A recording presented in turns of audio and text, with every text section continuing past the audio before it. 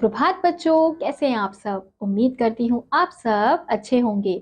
तो बच्चों, आज की कक्षा में हम पढ़ने वाले हैं अध्याय नंबर 16, जिसका शीर्षक है कबीर के दोहे। तो बच्चों, इस अध्याय में हमें कबीर के अलग अलग दोहे दिए गए हैं। सबसे पहला दोहा है, साईं इतना दीजिए जामे कुटुंब समाए, मैं भी भूखा ना रहूं साधु ना भूखा जाए। तो इन पंक्तियों में इस दोहे का अर्थ क्या है बच्चों? कबीर जी हमें क्या समझाने का प्रयास कर रहे हैं कि वो भगवान से कह रहे हैं कि भगवान हमें इतना ही दीजिए जितना मेरा कुटुंब समाए, यानी जितने धन से मेरे परिवार का पेट पल सके, यानी कि मैं अच्छे से खा पी सकूं, मेरा परिवार अच्छे से खा पी सके, मुझे उतना ही धन दीजिए। और मैं भी भूखा ना रहूं साधु ना भूखा जाए, यानी कि अगर मेरे घर में कोई गरीब व्यक्ति आता है, कोई साधु आता है, तो वो भी मेरे घर से भूखा ना जा पाए, मुझे बस इतना ही धन, इतना ही अनाज दीजिए। अगला दोहा है, बुरा जो देखन मैं चला बुरा ना मिलिया कोई, जो मन खोजा आपना मुझसा बुरा ना कोई। तो बच्चों, इस दोहे का अर्थ है कि बुरा जो देखन मैं चला, यहाँ पे कबीर जी कह रहे हैं कि मैं जब बुराई ढूंढने जा रहा हूँ लोगों में, तो मुझे किसी में इतनी बुराई नहीं मिल रही है। जब मैंने अपने मन को देखा तो मुझसे बुरा कोई भी नहीं है, क्योंकि अगर हम किसी में बुराई देखते हैं तो बच्चों, यानी कि वो बुराई हमारे अंदर होती है, तभी हम क्या करते हैं, दूसरों में बुराइयों को ढूंढते हैं। अब जो अच्छा व्यक्ति होता है वो दूसरों में बुराइयां नहीं ढूंढता है, वो क्या करता है, वो दूसरों में अच्छाइयां ढूंढता है, हर परिस्थिति में अच्छाई देखता है। लेकिन जो बुरा व्यक्ति होता है वो दूसरों में बुराई ढूंढने निकलता है। अगला दोहा है, करे बुराई सुख चाहे कैसे पावे कोई, रोपे बिरवा नीम को आम कहाँ से होए।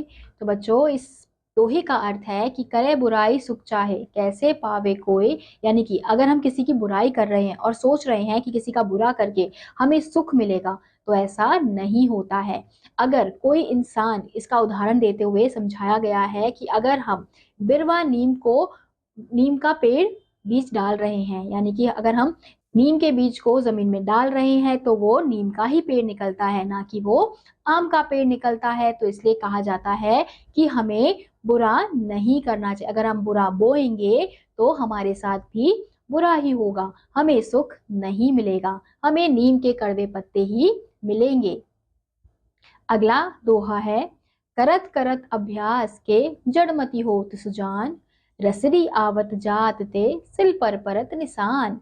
तो बच्चों, इस दोहे का अर्थ है कि करत करत अभ्यास के जड़मति होत सुजान, यानी कि अगर कोई बुद्धिहीन व्यक्ति मेहनत कर रहा है, अब बार बार अभ्यास कर रहा है, तो वो भी क्या बन सकता है, ज्ञानी बन सकता है, यानी बुद्धिमान बन सकता है। जैसे रसरी आवत जात ते सिल पर परत निशान, यानी कि जो कुएं की रस्सी होती है वो क्या करती है, वो बार बार उस रस्सी से ऊपर से खींचा जाता है, बाल्टी को फिर नीचे डाला जाता है, तो वो भी क्या है, वो एक प्रकार का अभ्यास है।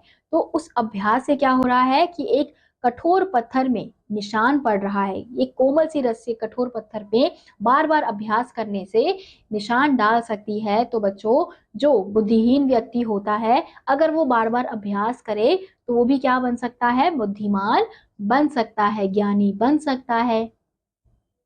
अगला दोहा है, रहीमन धागा प्रेम का मत तोड़ो चटकाए, टूटे पर फिर ना जुरे जुरे गांठ परी जाए।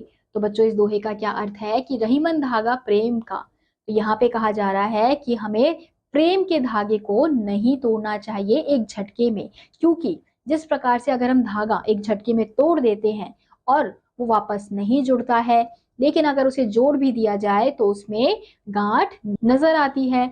तो हमें इसलिए प्रेम का जो रिश्ता होता है उसे ऐसे एक झटके में नहीं तोड़ना चाहिए, क्योंकि एक बार वो टूट जाता है तो बहुत मुश्किल से जुड़ता है, और अगर जुड़ भी जाता है तो उसमें गांठें नजर आती हैं। अगला दोहा है, बड़ा हुआ तो क्या हुआ जैसे पेड़ खजूर, पंथी को छाया नहीं फल लागे अति दूर। तो बच्चों, इस दोहे का अर्थ है कि अगर कोई इंसान बड़ा है तो इससे फर्क नहीं पड़ता है, बड़े होने से कुछ नहीं होता है। अब जैसे बड़ा तो खजूर का पेड़ भी है, लेकिन ना तो वो किसी को छाया दे पाता है, ना ही वो अपने फल दे पाता है, क्योंकि वो बहुत ज्यादा, उसकी जो लंबाई होती है वो बहुत ज्यादा होती है। तो ना किसी का हाथ जाता है, और उसमें पत्ते जो होते हैं वो बहुत कम होते हैं। आपने देखा होगा खजूर का पेड़, तो उसमें किसी को छाया भी नहीं मिलती है। तो इसलिए कहा जा रहा है कि बड़े होने से कुछ नहीं होता है। अगर आप किसी की मदद नहीं कर रहे हो तो आपके बड़े होने का भी कोई अर्थ नहीं है।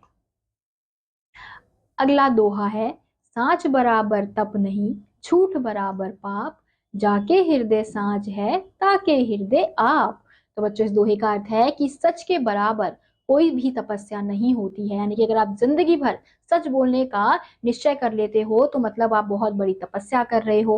और झूठ बराबर कोई भी पाप नहीं होता। यानी कि अगर आप जिंदगी में कभी भी झूठ बोल रहे हो तो यानी कि आप बहुत बड़ा पाप कर रहे हो। अब जाके हृदय साँच है, यानी कि जिसके दिल में सच होता है उसी के हृदय में, यानी कि उसी के दिल में भगवान होते हैं। तो बच्चों, ये थे कबीरदास जी के दोहे। अगर आप लोग इस दोहे का अनुसरण करें, इस दोहे के माध्यम से अपना जीवन व्यतीत करें तो आपका जो जीवन है वो बहुत ज्यादा सरल हो जाएगा और आपको जीने का सही तरीका मिलेगा और आपकी जो सारी मुश्किलें हैं वो आसान हो जाएंगी। तो इसी के साथ आज का ये अध्याय यहीं समाप्त होता है। उम्मीद करती हूँ आपको ये अध्याय समझ आया होगा। मैं आपसे मिलूंगी अगली कक्षा में। तब तक के लिए आप सभी बच्चे खुश रहिए और पढ़ते रहिए। बाय।